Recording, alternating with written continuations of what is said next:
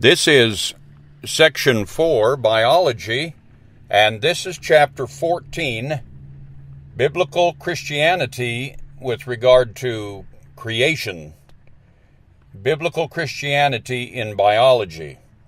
And the section here is Teleology supports creationism.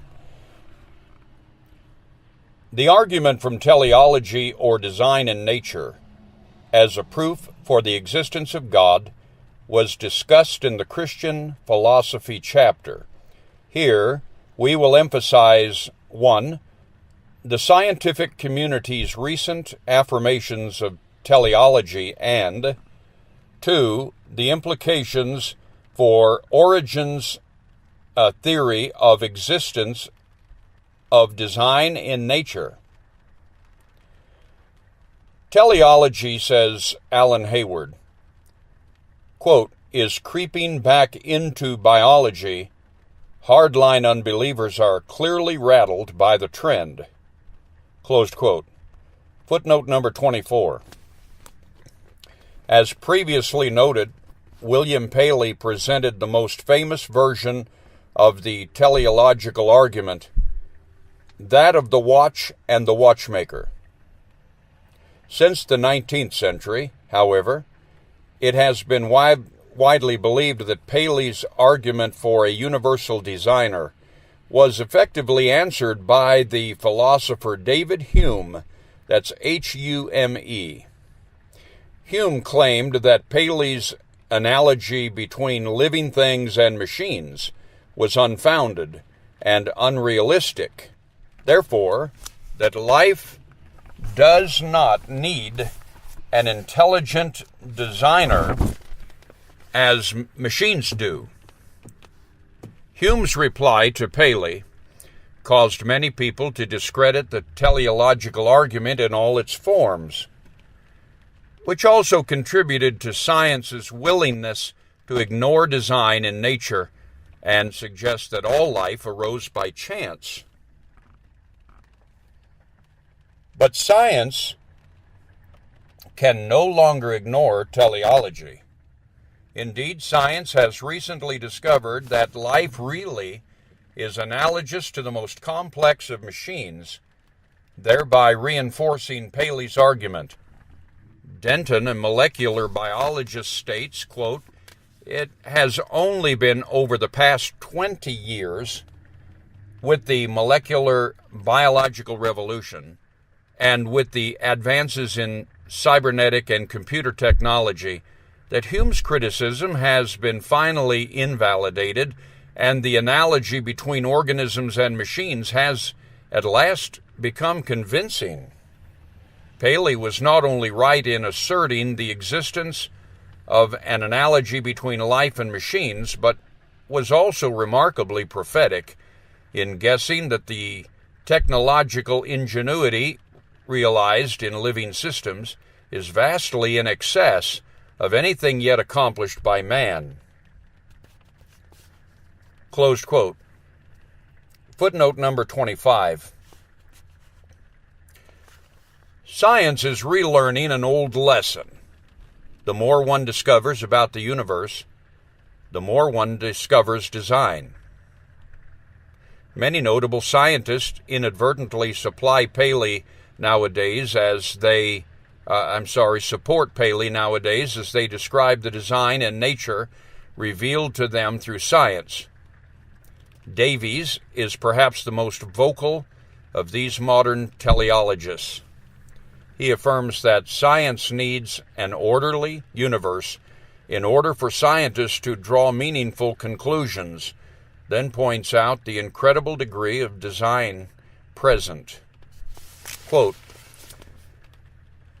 every advance in fundamental physics seems to uncover yet another facet of order. The very success of the scientific method depends upon the fact that the physical world operates according to rational principles, which can therefore be discerned through rational inquiry. Logically, the universe does not have to operate this way. We could conceive of a cosmos where chaos reigns. In place of the orderly and regimented behavior of matter and energy, one would have arbitrary and haphazard activity. Stable structures like atoms, or people, or stars could not exist. The real world is not this way. It is ordered and complex. Is that not in itself an astonishing fact about which to marvel? Close quote. Footnote number 26. Elsewhere, Davies wonders at the order extant in living creatures. Quote, another distinguishing characteristic of life is, of course, the teleological quality of organisms. It is hard to see how these can ever be reduced to the fundamental laws of mechanics. Close quote. Footnote number 27. All of these discoveries of teleology by science lead Davies to a conclusion reached hundreds of years ago by most early scientists. The universe is seen to be a product of law rather than chance. Footnote number 28. At first, this seems to be an obvious conclusion of little significance, but strict evolution demands chance rather than a lawmaker as the guiding force. When a world-class non-Christian scientist like Davies declares that the universe cannot be viewed as a product of chance, it is a severe blow to materialistic evolutionary theory.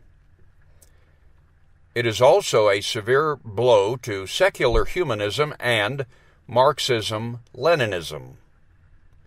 Both have staked their worldviews on chance, accident, and randomness. Davies understands the conclusion demanded by his teleological findings, but he approaches it with a pantheistic attitude.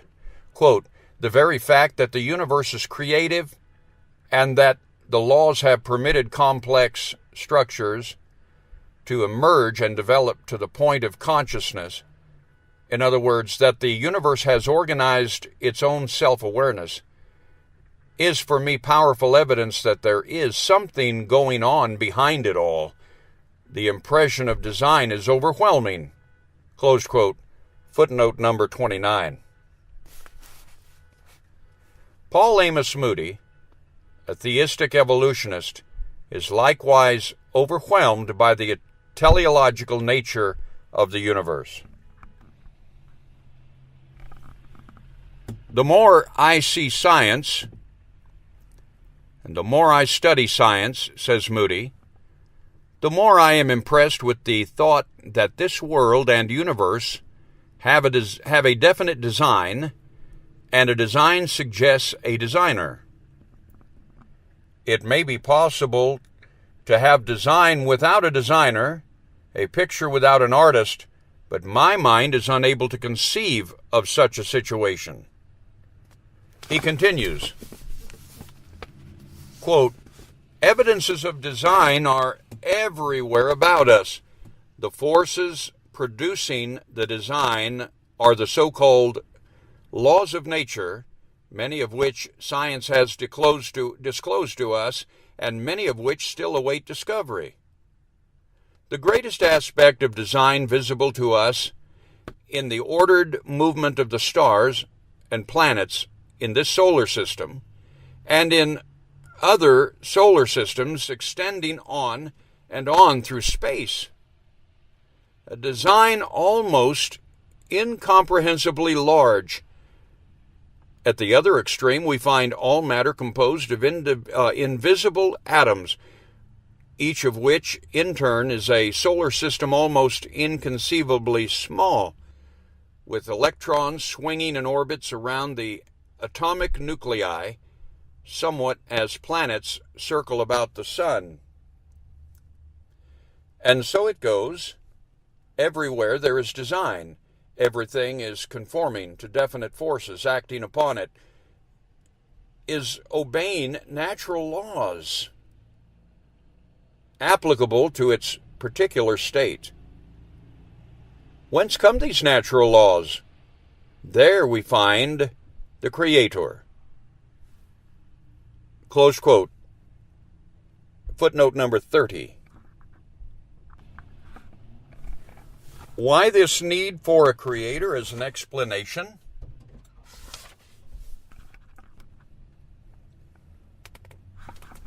Why this need for a creator as an explanation? Because the order present in our universe exceeds the order in all, or the order of all, objects designed by man. Denton provides an impressive example.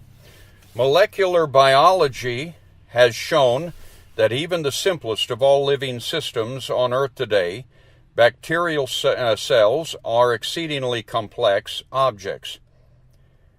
Although the tiniest bacterial cells are incredibly small, weighing less than 10⁻12 grams, each is in effect a variable miniaturized factory containing thousands of exquisitely designed pieces of intricate molecular machinery, made up altogether of 100,000 million atoms, far more complicated than any machine built by man, and absolutely without parallel in the non-living world. That was Denton, D-E-N-T-O-N, who is a molecular biologist. Footnote number 31. As Paley pointed out almost 2 centuries ago, this type of design requires an intelligent mind. Chance processes cannot produce such an intricate order. Many Christian biologists would carry this line of thinking one step further and claim that evolution is not a satisfactory explanation for the existence of such astonishing design, even if one postulates God directing the mechanism.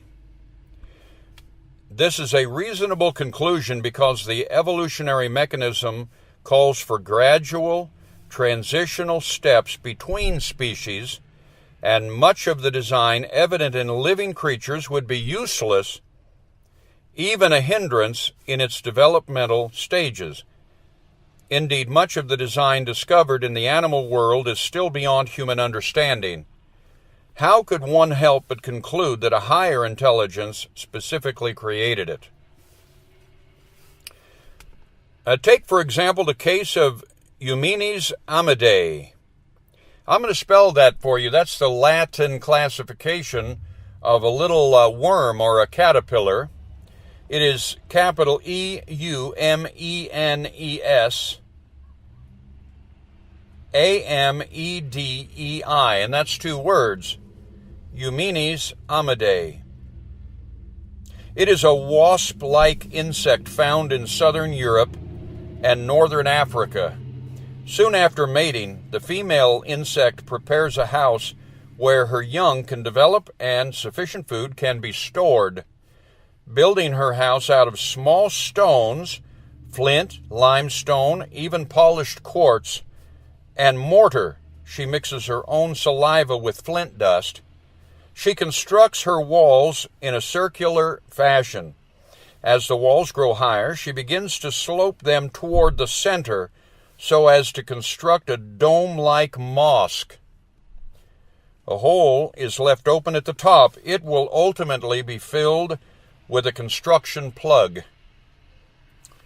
The insect's next task is to fill her house with fresh food for the future grub. And here, grub is not a colloquial word or military word for food. It's the grub worm. So the insect is filling the house with fresh food for the grub worm. The food she chooses consists of half-inch caterpillars.